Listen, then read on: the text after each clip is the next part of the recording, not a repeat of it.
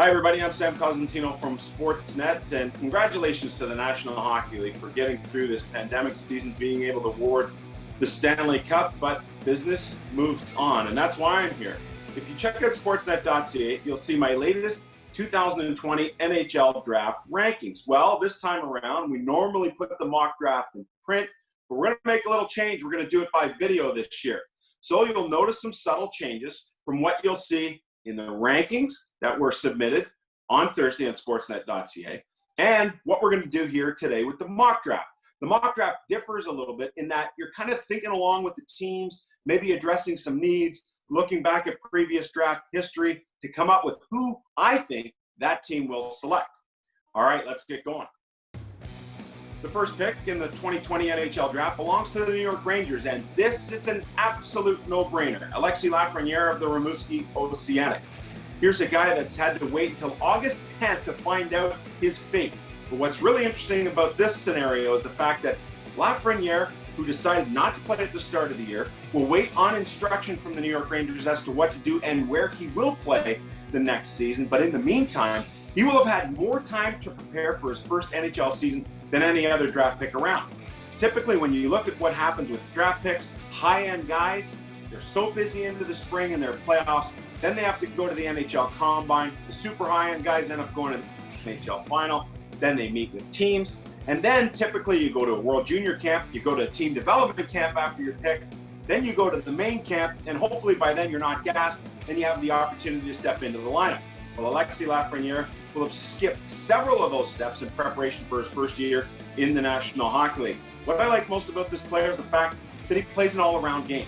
And despite being a winger where many people think that it's the center position that can really only impact those around him, Alexis Lafreniere can do that from the wing. He's got great creativity. He shoots the puck a ton with a great release. He's got defensive responsibility built into his game. And here's a guy that when he gets across the blue line is extremely dangerous because he's got such high hockey IQ and because he's so creative. Alexis Lafreniere goes number 1 to the New York Rangers. With our number 2 pick in the draft, we move to the LA Kings, and there's great debate here amongst who that player will be. My selection for the Kings and my thought process goes with Tim Stützle of Adler Mannheim in Germany. Here's a guy who put up 34 points in 41 games and pretty much ran the first power play unit in a men's league last year. What I like about this player is the fact that when he gets back down with his peer group and whenever he's competed internationally with Germany, he's been a top-notch point producer. The other interesting fact is, playing with Adler Mannheim and playing in the men's league in the DEL, he plays wing. I think there are many NHL people that think that this gentleman will be able to come across and play in North America and be able to play center ice. No question that adds a little value to his game. Tim Stützle goes at number 2 to the LA Kings. That leaves Pierre Dorion with his first of 3 picks in the first round of the 2020 NHL draft, and it's the Ottawa Senators. I believe the Ottawa Senators go to Quinton Byfield here. When I look at the top 3 players in this draft, it looks to be pretty much set. The only difference is exactly what order after Lafreniere they will come in. I took Stützle to the Kings at 2, and I think Pierre Dorion and the Ottawa Senators go with Quinton Byfield at number 3. When talking about Byfield, the number 1 thing that sticks out is his size. 6'4", 215 pounds. By the time next season starts, no question he will have added strength and probably some weight to that frame. What I like about this player is the fact that at that size, he's a great skater and he's got really good hands. I mean, this is the guy that can play that in-tight game. His hands are so slick. Normally, that combination of size, speed, and skill doesn't come in one package, and that's what makes Quinton Byfield so attractive to NHL scouts. Quinton Byfield at number 3 to the Ottawa Senators. That brings us to our 4th pick, the Detroit Red Wings. Steve Yzerman getting an opportunity to run his second draft where he's actually had the full year to be able to look at players and to watch and see what they've been doing. Well, the full year, an abbreviated full year, if you will, when everything shut down in March. So when looking at the Detroit Red Wings, going way back to when I spent the day with Cole Perfetti in the 3rd week in January, I thought, you know what, this seems to be a perfect fit. There are just too many synergies between Cole Perfetti, the Saginaw Spirit, and the Detroit Red Wings, including the Billet family, the fact that the Saginaw Spirit are owned in part by Jimmy Devellano and Chris Osgood, of course, 2 big names in Detroit Red Wings lore. no question that starting his career as a 37 goal scorer as a 16-year-old in Saginaw, that he had that part of his game figured out. He added 37 more this year. But I think in a stretch where he started the year with 1 goal in his first 13 games, here's a guy that you look at that said, well, how am I going to impact a team?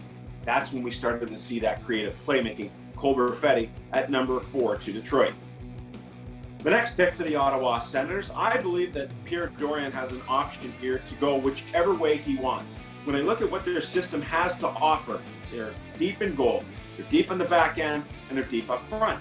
So what do? In my opinion, you address the 2 most difficult positions to draft. He did that with Byfield at number 3, and now I believe he goes to a defenseman at number 5. And that defenseman is Jake Sanderson of the U.S. National Training and Development Program.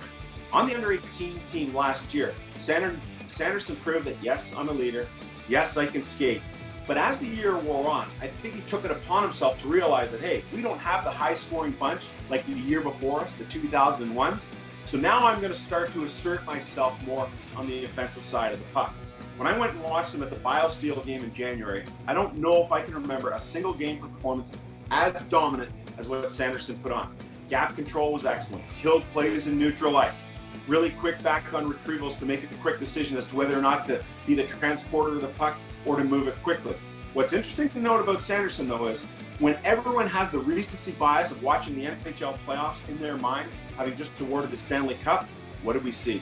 Big, tough, physical defenseman on the back end, logging a boatload of minutes. And I think with Sanderson, once he fills out his frame, he's going to be exactly that guy, and that's why I have him just slightly inches ahead of Jamie Drysdale. At number 5, the Ottawa Senators take Jake Sanderson of the U.S. National Training and Development Program. Moving to number 6, the Anaheim Ducks. What an interesting scenario they've been presented with. When I look at the 5 players that have gone already, and I'm sitting there and I'm Bob Murray of Anaheim, I'm saying, wow, this is awesome. I've got a bevy of players I can select from. Is it Lucas Raymond? Is it Alexander Holtz? Well, my pick is a little bit different than that. We go to the Ottawa 67s for 120-point getter, Marco Rossi. When it comes to Rossi, he's a pro through and through. On the ice, learning the game, playing that 200-foot game, responsible in all 3 zones. Off the ice, taking care of his body, nutrition, working out. In practice, really difficult to play against. One of those hard-nosed guys who at a smaller size realizes that he has to have a good, solid foundation, which he does, that hockey lower end, if you will. Yet, when you look at the entire picture, 120 points to lead all CHL players, Marco Rossi's got creativity. I think he'll be able to play center ice, win draws at the next level. When you talk to his head coach, Andre Tournier, this guy's extremely coachable and at times approaches the coach about how their systems work and why they work in a particular manner.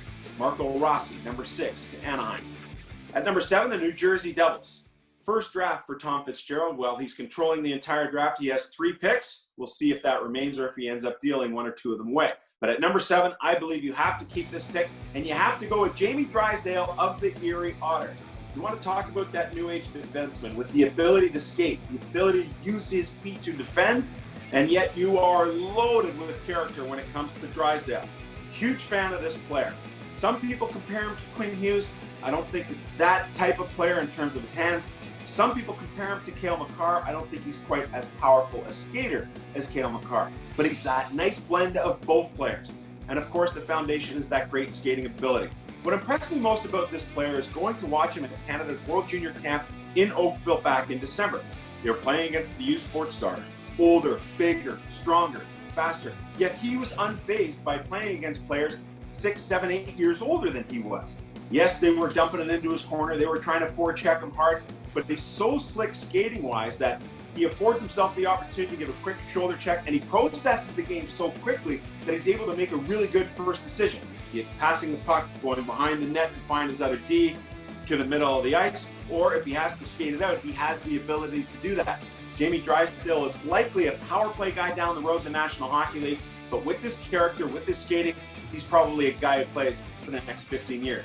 Jamie Drysdale, number 7, New Jersey.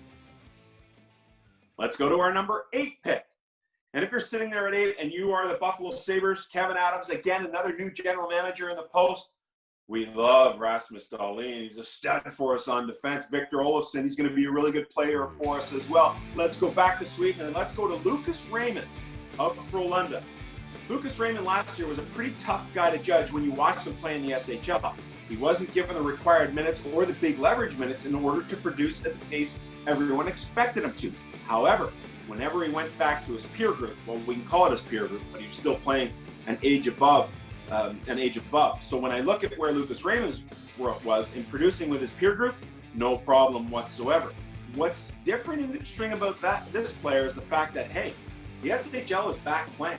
They've already got a preseason and some regular season games under their belt. This year he's on the top line. This year he's getting power play minutes. It'll be fascinating to watch how he produces at that level.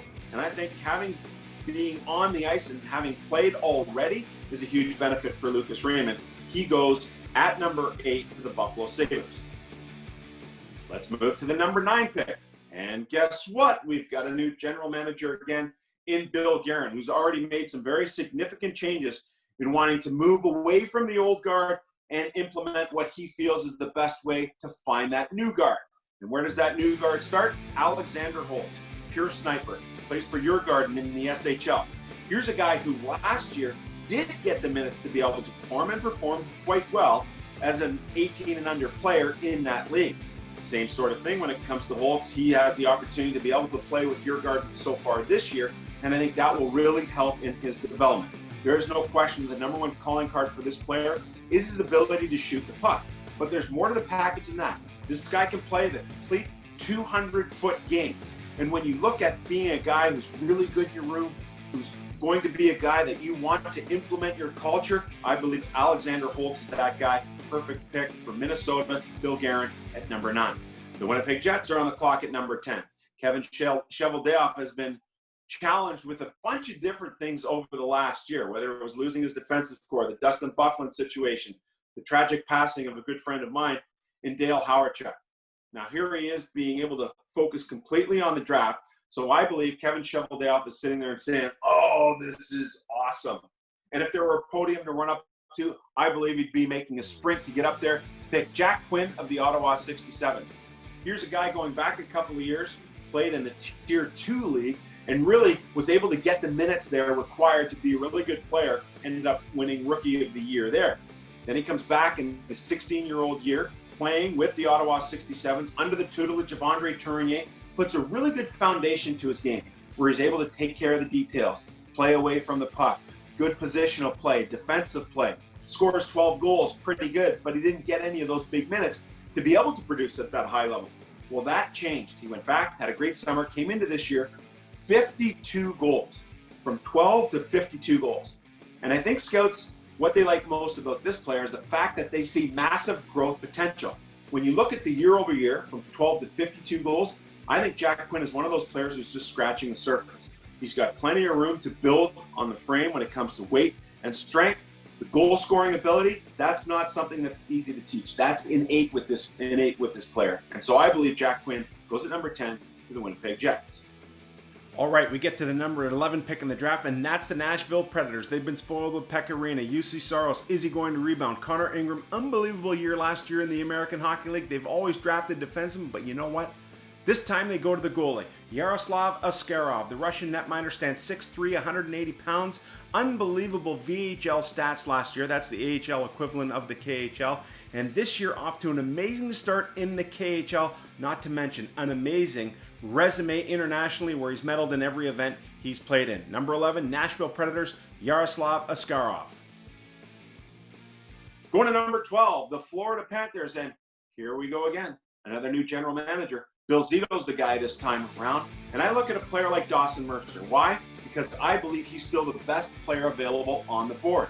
Pretty awesome. Now, his 16-year-old year, he's on a really deep, good Drummondville team. He scores 30 goals. The doubters say, yeah, you know what? You were getting good matchups. You were on a really good team. Plenty of guys to give you the puck. So he took that to heart. He went into last offseason, trained unbelievably well, and came into this season on a younger Drummondville team and said, you know what? I'm here to prove everyone wrong, that I can drive the bus, that I can be the driver of play. And no question, early on, he was able to do that with Drummondville, so much so that he got invited to the Canada-Russia series in November, then they're looking at him and saying, Dale Hunter and the coaching staff, man, this guy's pretty good. He plays with pace. He plays with some physicality. He's got really good hands. He shoots the puck off the rush. There are a lot of things we like about this guy. Let's bring him to camp. And he does the same thing in camp, makes Canada's World Junior team, and all of a sudden he's a star in the league. He becomes a top priority for Quebec Major Junior Hockey League teams, gets traded over to Chicoutimi, which can be a tough thing mid-season for a young guy who's not used to all this publicity, yet he handles it with no problem whatsoever, continues to produce in Chicoutimi, and I believe at this spot he's the best player available. Dawson Mercer to Florida at number 12. To the 13th pick, we go to the Carolina Hurricanes, and many people are saying, you know what, the owner Tom Dunn, he doesn't want to draft a defenseman. No problem. We're not going to take a defenseman here. We're going to go to Finland, where we've had a lot of success with Teuvo Teravainen, Sebastian Aho, and the next in that line is Anton Lundell. Playing in the league for the last couple of years, this guy's competed against men, competed well at the World Junior level. No problem performing in the top-notch level there. Some people question his offensive upside, but when you go back to look at when he returned from injury last year, his final 24-25 games down the stretch in the Liga, put up 16 points. In the preseason with Liga, he's pretty much at a point per game. So I think we've answered some of the questions about the upside offensively for Anton Lundell. This is a player that when you watch him, you're so impressed with ability to win draws, play with some size and physicality, be responsible as a down low guy in his own end. And maybe that's why some of the offensive numbers, or maybe that's why some people are saying maybe he doesn't have that to his game. But when I look at the totality of his game, I see a third-line center as his basement, which is pretty cool, with the opportunity to increase on that offensive output and maybe play in a second-line role. Anton Lundell, 13, Carolina Hurricanes. Let's move to our 14th pick. That's the Edmonton Oilers. And yes, they've got some great blue liners coming along when you think about Ethan Bear or Caleb Jones, but you can always use more defensemen. How about we go out to Prince Albert, to the Raiders, for Caden Gooley. Here's a big guy who skates extremely well. You go back to his 16-year-old year as a third-pairing guy on the WHL championship team. You could see he had some bite, some of that old-school determination. A nasty guy to play against. Loves to snuff plays out in the neutral zone, and really good physical player in his own end of the ice. He accepted more of an offensive role this year for Mark Habscheid, and he continues to develop that part of his game. He's been working out. He's added strength. He's added weight. Caden Gooley to the Oilers at 14. At number 15, we have the Toronto Maple Leafs. And Kyle Dubas has proven that he loves skill. I think they go in a slightly different direction this time around. When I look at Rasmus Sandin and Timothy Liljegren as guys who I expect to graduate to play on their blue line this season, that leaves an opening in the system for a defenseman. So where do they go? Braden Schneider, big right shot D-man from the Brandon Wheat Kings. One of the older players in this draft class, also has some attractiveness because of that. When you think about the Toronto Maple Leafs, their cap situation, this is a guy they might be able to implement at a good price in their lineup 2 years down the road. Braden Schneider is a physical player, an old school throwback type of guy. He understands what he has to be at the next level, that he's not probably going to be as offensive minded as he is with the Brandon Wheat Kings, but more of that shut down, nasty, mean, tough, physical guy, difficult to play against. Braden Schneider, the Brandon Wheat Kings, goes 15 to Toronto. The Montreal Canadiens are on the clock, and at the 16th pick, they go to the wing for Seth Jarvis of the Portland Winterhawks.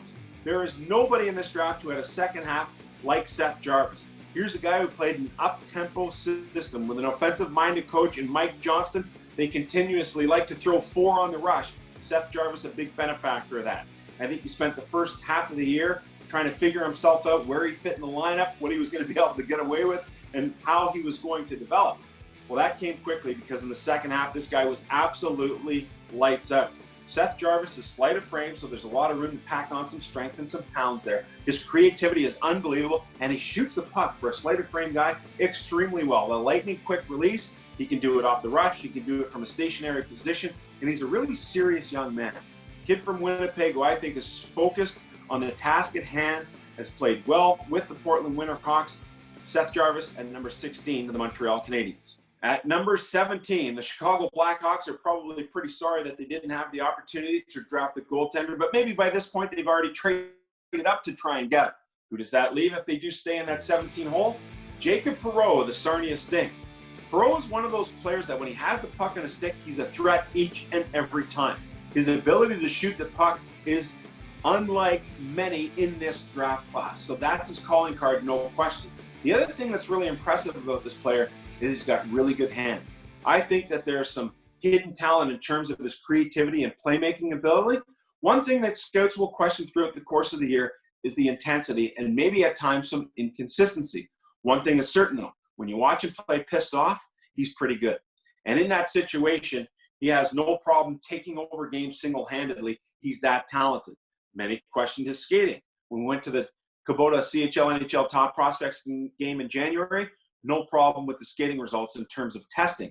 So the entire package is there from an offensive side for Jacob Perreault.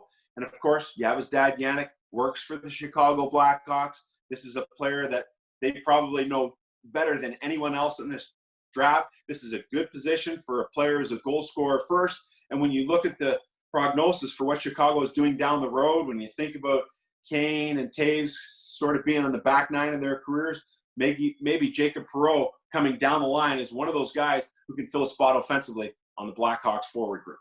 The second of 3 picks for Tom Fitzgerald and the New Jersey Devils, Ridley Gregg of the Brandon Wheat Kings, one of those throwback type of guys. He plays much bigger than his size would indicate. His father, Mark, was a National Hockey Leaguer, currently scouts with the Philadelphia Flyers. So he's been around the game his whole life. He's not going to be phased with the task at hand of being able to transition to the National Hockey League. The one thing about Ridley Gregg that I think goes underrated is his skill. This guy has undercover skill. Good hands, shoots the puck a ton, skating is good. And the thing about Ridley Gregg is when you add in that power forward type mentality into his game, you have that new age forward who can play in the bottom half of your lineup because he can play in the PK, because he's a pain in the rear end to play against, because he'll chirp you, but yet don't sleep on him and don't think that he's only one-dimensional in that way. He can also put the puck past you. Ridley Gregg to the New Jersey Devils with the number 18 pick. With the 19th pick in the draft, we go to the Calgary Flames. And Brad Treliving sees Yusuf Valimaki on the horizon to complement what's already a pretty good defensive core. Will they go to a defenseman? No. I believe they go to the Kamloops Blazers. Connor Zary, really fascinating player that when you go back to his 16-year-old season, the final 7 games down the stretch, the Blazers had to produce a boatload of points just to get into the playoffs. Well, he was tasked with being a second-line guy, winning important face-offs, scoring important goals. Loved the opportunity to be in the spotlight, to have the puck on his stick in important moments. And that's really key when you talk about playing under pressure. Goes into the offseason with a boatload of confidence. He comes into the previous season here with the Kamloops Blazers, and all of a sudden they've got a new coach in Sean Clouston, and they're realizing that, hey, this guy's going to help develop my game as he did with the Medicine Hat Tigers. So now he starts to prove that, yes, I can play that two-way game. That is not an issue whatsoever. Yes, I can win draws. Yes, I like the puck on my stick in important situations. But you know what else I can do? I can really produce at a level people don't expect me to. 86 points with the Blazers this season. I think that part of his game was really unexpected. I think people figure that, yes, we like the completeness of his game, but how high end offensively is he? I think he started to answer those questions with his 86 points with Kamloops this season. Connor Zary at 19 to the Calgary Flames. With the number 20 pick, Tom Fitzgerald, his third of 3 first-round picks. And I do believe that you have the opportunity here as a general manager to try and hit a home run. Who is that home run player? Let's go to the Quebec Major Junior Hockey League. Let's go to Hendrix Lapierre. When you go back to last August, playing with Canada's Hlinka Gretzky Cup team, this guy was a top 10 pick. He was unbelievable. Excellent skater, creativity, shooting the puck. And one of those guys that you could truly say would make those around him better. Well, the fact is that going back to his 16-year-old year, he had concussion-like symptoms, missed some time, and then this year, he started to experience the same sort of thing. And he was kept out of the lineup for an extremely long period of time where scouts really couldn't grasp him. Everyone figured it was concussion issues because of the concussion-like symptoms. Well, he and his agent sought doctors all over North America to try and get to the bottom of what the problems were. They feel that it was an issue between the C1 and the C2. And now they're saying these are neck issues, not necessarily concussion issues. I still believe that both are problematic, and this is why we're finding Hendrix Lapierre available to New Jersey at number 20. But if he is healthy and he can perform like he has performed already in the preseason with the Quebec Major Junior Hockey League, Tom Fitzgerald will have hit a home run with this player giving him a little bit more size down the middle than what he already has. Hendrix Lapierre, number 20, New Jersey. With the 21st pick in the draft, we go to the Columbus Blue Jackets. Dylan Holloway at the University of Wisconsin. 2 years ago, the CJHL Player of the Year with the Okotoks Oilers. He says, I want to go the college route. Goes into Wisconsin as the second youngest player in the NCAA. It really takes him a while to get going. They're looking for production. Yes, he's on a really good team. Turcotte's there. Cole Caulfield from last year's draft. They're there. He's not getting those top line minutes. So he says, you know what? I have to find a way to impact the game. I need to be heavy on the forecheck. I need to be first in there using my speed, creating havoc in the offensive zone, and freeing pucks for my teammates. So he did that. But as he started to do that, the confidence in his game started to grow. And then we got to February and started to prove that he was the producer that he was back with Okotoks. When you're looking at a guy who plays that straight line physical game, that has the skill to back that up and be an effective power forward with speed and skill at the NHL level, Dylan Holloway, the guy for the Columbus Blue Jackets at number 21. Jeff Gorton has the 22nd pick with the New York Rangers. They've already got Alexei Lafreniere in the bank. So what are they going to do this time around? I think they go to Russia. Rodion Amirov is the best player available here. Yet there's always some concern with NHL teams as to whether or not that player can find his way in the KHL and all of a sudden feel comfortable playing at home, producing, making lots of money, and they wonder if that player is going to be able to come over and actually play with them. Well, the Rangers have never seemingly had a problem with getting Russian players to come and play for them, and that's why I think they go to the best player available here with Amirov. Here's a guy that I watched play 6 games at the Canada-Russia series as an underage player with a coach who traditionally doesn't like to play underage players, and he was dynamite. Really good, responsible player in the defensive zone, a good transitional player, that he's got a good stick and get pucks turned over and neutral ice, and has the speed and the skill to turn it back the other way and attack in transition. So that's a key part of what we're seeing in the National Hockey League these days. But he's got great goal scoring ability. He's got awesome creativity, really good puck and hand skills. Amirov goes to the Rangers at 22. Well, we've heard so much about what's happening in Germany and the development of their players. Moritz Seider going to the Detroit Red Wings in the top 10 last year. Well, we've already seen Tim Stützle go as the second player in this draft to the LA Kings. Let's get back to Germany. JJ Peterka. Here's a guy who plays a really mature game, and the fact that maybe the offense doesn't stick out, but most scouts that I've talked to believe that that's something that will follow as he continues to grow and mature and be given more opportunity.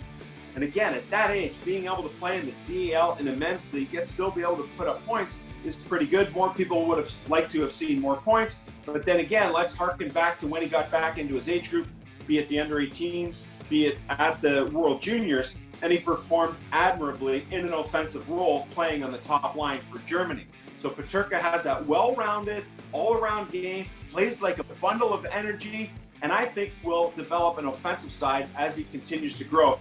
That's JJ Peterka to Philadelphia at 23. With the 24th pick in the draft, we go to the Washington Capitals, and a little bit of a flip-flop here, where most people thought when the August 10th draft lottery came out, it was going to be Colorado picking here, but because of the new format and how things were determined, it's actually the Washington Capitals picking at number 24, so that helps them get up their list a little bit. And when going up that list, we look to Lukas Reichel of Germany as the pick here. Reichel's one of those guys who had 12 goals, 12 assists, playing again in the DEL in the German men's league, and was very successful there. Many scouts feel that this guy has an offensive upside that is massive, and that's why he's so attractive here. And part of why they think that is, again, the same sort of thing as Peterka, same sort of thing as Stützle. When you go back and look at these guys playing in their peer group, they have always produced at a point per game or close to a point per game levels. So Reichel is one of those guys who shoots the puck extremely well, seems to have that knack around the net to find dead space or soft ice in which he can make himself open either to score goals or to be the guy who's a good disher. He's got great offensive upside. It's Lukas Reichel, Washington, 24. Now we go to the 25th pick, and it's the Colorado Avalanche, and it's Joe Sakic, who's done an amazing job putting this young Colorado team together and doing it with the cap restrictions that allow him a lot of space to move and groove here. Wouldn't be surprised if he makes some sort of move at the draft to continue to add to what is already a really good team. But if he's going to do it through the draft, he's going to go to Sweden. He's going to look at Noel Gunler, who's a fascinating player because everyone looks at these high-end international players of guys that have to be playing for their national teams at their age level. That hasn't really happened for Coomer, and there's some questions as to why that's the case. But when you strictly look at what this player has to offer on the ice, he's got size, he's got speed, he can really shoot the puck. He's such a creative player that many people think that those skills are going to translate very easily to the National Hockey League. What some scouts do worry about is some indifference, some inconsistency, and is there that true passion, that true love for the game that you want to have on a Stanley Cup winning team.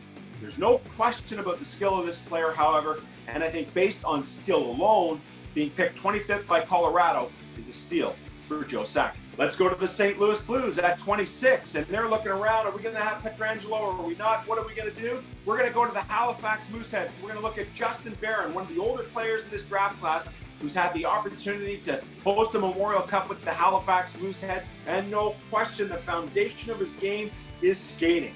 A big body guy who's a right shot defenseman who can skate. Those are difficult to find. They don't grow on trees. Justin Barron is that player.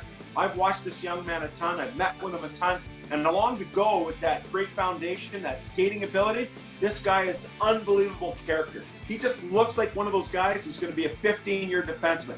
So there are some concerns, however, with this pick. Blood clotting issues that started to take place in December were fixed by a surgery. Another recent procedure has everyone believing that that is past him. He'll need some time to recover. We're in the pandemic. Who knows when things are actually going to start, although they say the Quebec Major Junior Hockey League will start to play. The Halifax Mooseheads will start without Justin Barron in the lineup. But in the long term, I believe he's going to be healthy enough to play. And what a steal it would be for the St. Louis Blues to get him at 26, Justin Barron, Halifax Mooseheads. With their second pick, the 27th overall, the Anaheim Ducks go to the defenseman, and that's William Wallinder of Sweden. Here's a guy who stands 6'4", 195 pounds. He's a left shot guy, great transporter of the puck. Why? Because he's one of the best skaters this draft has to offer. He's smooth, he's efficient. One thing I really like about him is that he's one of the younger players in this draft class, so there is an immaturity to his game on and off the ice. But if this guy can figure it out, there's no doubt his talent will play at the NHL level. William Wallinder, number 27, to the Anaheim Ducks. With their third first rounder, Pierre Dorion of the Ottawa Senators goes to the St. John Sea Dogs. Jeremy Poirier. What an interesting player this guy is. When I think about PK Subban and watching him back with the Belleville Bulls of the day, this guy was a wild horse who George Burnett really tried to pull the reins back on him. But you know what? He was at his best when he was let to run the ice in the way in which he wanted to do. This guy would carry the puck. He'd make high-risk plays, yet he had the skill to be able to back it up. And I think Jeremy Poirier is exactly that type of player. His feet are awesome. He has a bomb of a shot that will play on the power play in the National Hockey League. His stick skills remind me of the high-end forwards in this draft class. Now, he's a defenseman. Does he end up playing forward the National Hockey League? Potentially. But two things have happened. I think he went back this summer and he took the advice from his agents and they said, you know what? We need you to be more responsible in your own zone. Hey, man, you're a defenseman. You got to take care of business in your own zone. And the better you play there, the more chances you're going to have the puck and to be able to be part of the rush, if not initiate the rush. So he took that responsibility on himself and said, I'm going to be a better player in that regard. The next thing that happened, Greg Gilbert, Stanley Cup winner, longtime coach in the National Hockey League, longtime coach in the CHL, the new coach with the St. John Sea Dogs, and this guy makes his players responsible. He comes at you with that old school approach and he says, you know what? You need to play a certain way in order to play the minutes that you want to play. So he's taken Jeremy Poirier aside and he said, you know what? Let's work on this side of the game. We know you can skate. We know you can shoot it. We know your hand skills and your puck skills are off the charts. But if you're going to be drafted as a defenseman, you better take care of your own end first. You better reintroduce yourself to your goaltender. And I think Jeremy, give him a lot of credit, has taken that responsibility upon himself. Yet you don't want to harness his best asset, and that's his ability to play with the puck. Jeremy Poirier, little bit of a swing here for the fences for Pierre Dorion at number 28, but they did pretty good with another St. John defenseman in Thomas Chabot. Maybe Poirier's the next one in that line. 28, Jeremy Poirier to the Ottawa Senators. Let's go to the 29th pick in the draft, and we go to the Vegas Golden Knights. And we talk about Kelly McCrimmon, their general manager, with all of his success in the Western Hockey League. I think he goes back to the Western Hockey League and he looks at a guy like Jake Neighbors of the Edmonton Oil Kings. Here's a guy who on a really good team this year had over 20 goals, yet he proved that he can impact the game in a variety of ways. And this is why I like this pick here. If you're projecting Jake Neighbours to be a top 6 player, I do believe that is a possibility. He shoots the puck well, he works really hard, he seems to have some of that goal scorer's touch. But the fallback position for this player is the fact that if he can't play in your top 6 because you have more skilled players there, then there's no question. He can give you energy. He can give you that rough and tough physical play. The Riley Smith style of player that has been so successful in Vegas really fits what Jake Neighbours is going to be at the next level. And he's a guy who embraces the role of being that hated guy, that Matthew Tkachuk type of player that really draws all the attention from the opposition right to him. Yet, same sort of thing. You can't sleep on a skill because he'll put it in the back of the net. Jake Neighbours, picked by Kelly McCrimmon of the Vegas Golden Knights at number 29. With the 30th pick in the draft, we go to the Dallas Stars. And I think about Jamie Benn, and I can't help but think about Tyson Foerster of the Barrie Colts. A pure sniper, awesome one-timer, absolutely deadly on the power play. Really good hands. Does he have the pace to be able to play at the National Hockey League? A lot of people said that about Jamie Benn. He's a star. I think Tyson Foerster follows along in those lines, as well as another player that they took in the draft a couple of years ago in Jason Robertson, where no question his calling card was that goal-scoring ability, yet you wondered if his boots were going to play. Well, Robertson has National Hockey League games under his belt. Jamie Benn is a star, and Tyson Foerster is the next in that line for the Dallas Stars. One of the coolest things for me about this pick is the fact that in my April rankings that were published on Sportsnet.ca, Tyson Foerster was not in them. I watched him at the Prospects game, really liked him, but maybe an hour after those rankings were published in April, I got a text message from Dale Hawerchuk, the late, great Dale Hawerchuk. He said, "You missed on Foerster." So for me, that's endorsement enough for Tyson Foerster to go 30th to Dallas. With the last pick in the 2020 NHL draft, we go to the San Jose Sharks, and I can't help but think about the centerpiece of what they have right now in Logan Couture. And that's why I think they go to the London Knights for Luke Evangelista. This might be a bit of a stretch for this player, but there are two real key parts to his game that I absolutely love. First of all, I love the character. When you talk to this young man, he's engaging, he shakes your hand, he looks you in the eye, he responds by saying your name in his responses to questions. I love that. He's just engaged in everything he does. So this is a guy who comes from a pretty good background in that he played in Oakville, put up a ton of points there. He walks into a situation in London. It's a deep team. It's tough to make. And traditionally, the Hunter brothers say, you know what? You're going to learn to play neutral zone, D zone, away from the puck before you get the cookies of being able to play in an offensive role. So what did Luke Evangelista do? He said, give me more. I want to be out in the PK and practice against these high-end guys. I want to learn about how to do that. And probably the guy who's played the most minutes probably the guy who's played the most minutes in a penalty kill role for the London Knights since Bo Horvat. That tells me a lot. But let's not sleep on his production. 61 points in 62 games, and you know what's really cool?